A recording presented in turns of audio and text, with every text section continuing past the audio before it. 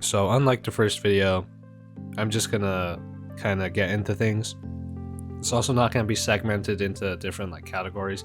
I'm just gonna list like the rest of them by alphabetical order. I might group like some of them together, but most of them no. So let's get started. Alekhine's gun is named after Alexander Alekhine, just like the Alekhine defense, which is E4 and then knight f6. The Alekhine's gun is a triple stack or a triple battery of your heavy pieces. Your heavy pieces are your rooks and your queen. Minor pieces would be knights and bishops. And usually the Alekhine's gun is set up so that your queen is behind your two rooks, and this creates extreme pressure on one file. Armageddon. So Armageddon is what happens in tournaments as a tiebreaker. So usually black has draw odds, so if the game is a draw, then black wins. The only stipulation is that because of that rule, black gets less time. Usually white gets about 5 minutes and black gets 4, right? It's a blitz game, it goes pretty fast. So a battery, this includes the Alekhine's gun. These are heavy pieces that occupy the same file. They usually refer to open or semi-open files, like rook and rook or rook and queen. But you can also use it for diagonals, so a queen and a bishop. A blockade is when you just block enemy pawns with a piece. So in this example, the bishop is blocking this pawn by physically blocking it, and then it's blocking this pawn because if it moves forward, bishop takes it. The center. So this usually refers to these four squares here. E4, E5, D4, D5. Sometimes it might refer to the surrounding 12 squares. This is important to know because most openings have the center in mind, because most of them are aimed at controlling the center. Whoever controls the center part of the board is usually in the lead. Deflection. This is when you force a piece to stop defending an important square or an important piece, and it allows you to do a new move that you couldn't do before without the deflection. So for example, the bishop can take this pawn here, and then the king has to leave and not defend this queen anymore. So when it takes the bishop, or if it runs away, the queen is taken. Desperado's one last move you do with a piece that can't avoid capture. This piece, wherever it moves, it's going to get captured anyway. So they kind of just kamikaze and just say, hey, you're going down with me. Discovered attacks and discovered checks. So this is when you move a piece to open up an attack or a check that wasn't possible before. So for example here, if I move my bishop back one, the queen now checks the king, even though it wasn't checking the king before. So double attack and fork.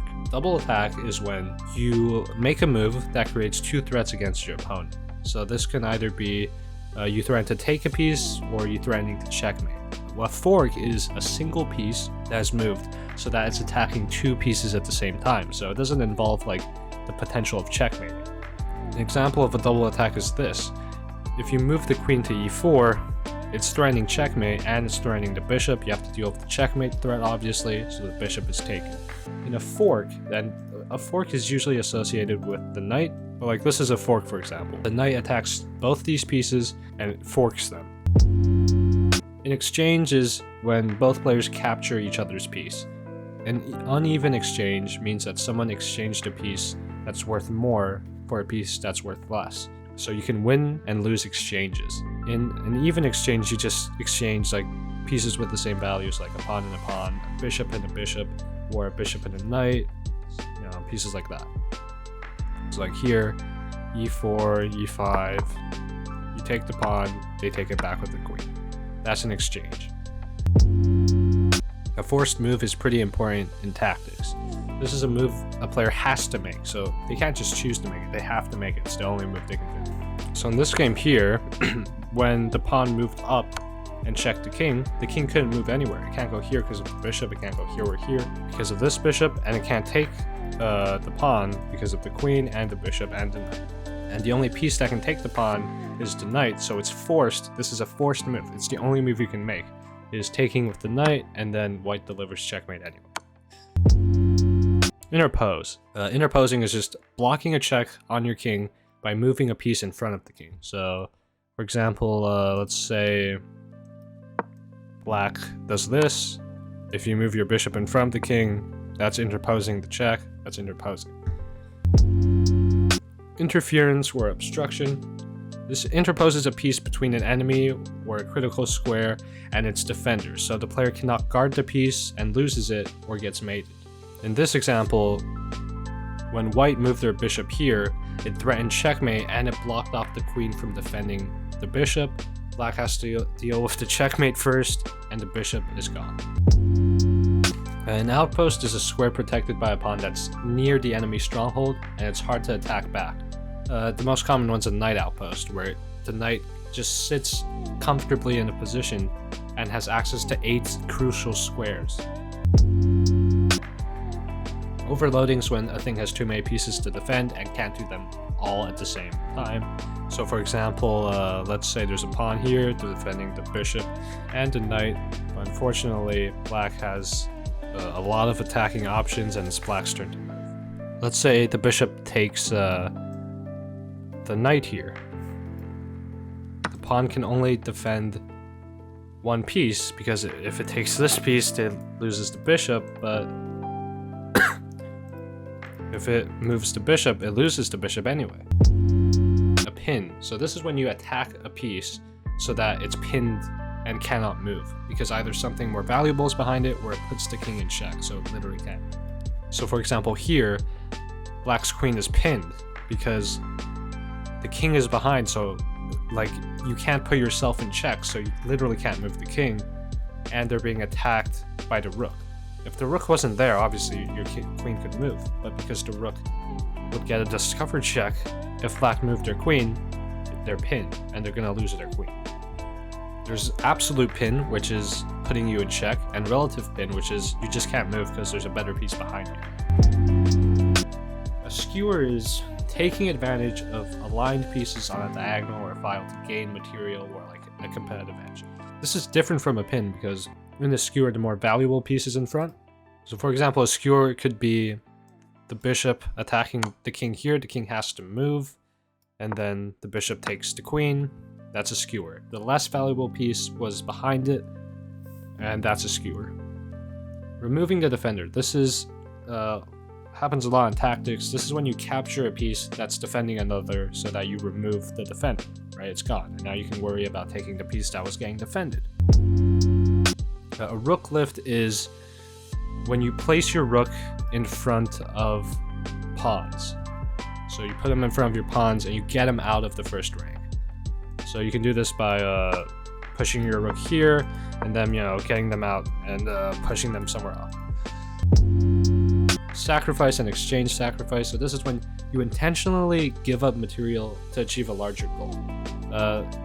Something would be like a gambit, for example. The queen's gambit is a sacrifice. An exchange sacrifice means sacrificing a rook for like a knight or a bishop. So you're still exchanging pieces, but you're still losing material. Simplification. This is great if you have the advantage in a game. This is when you make the game less complicated by forcing pieces to be traded. And this is great if you're in the lead because it chips away at the remaining power your weaker opponent has. And eventually, if they get down to nothing, you still have pieces left and you can checkmate and win the game. A swindle is when you trick your opponent when you're losing to improve your position or result. Tempo is when you move your piece to a good square while creating a new threat as well, so you force the opponent to do a not so desirable move.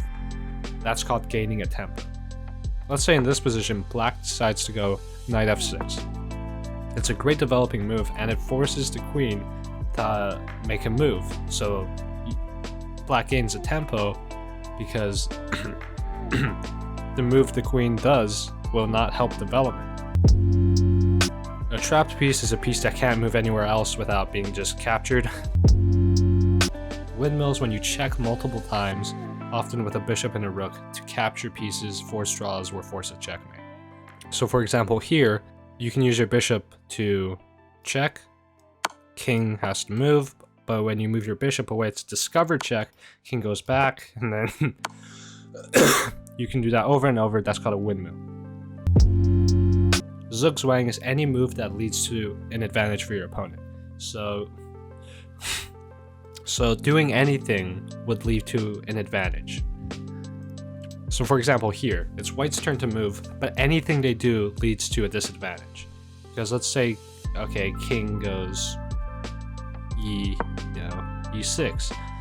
Black king takes pawn, king can't take pawn, they have to move somewhere, and then black's going to be able to push their pawn down. So any move that white did there was a bad move. That's what Zugzwang is.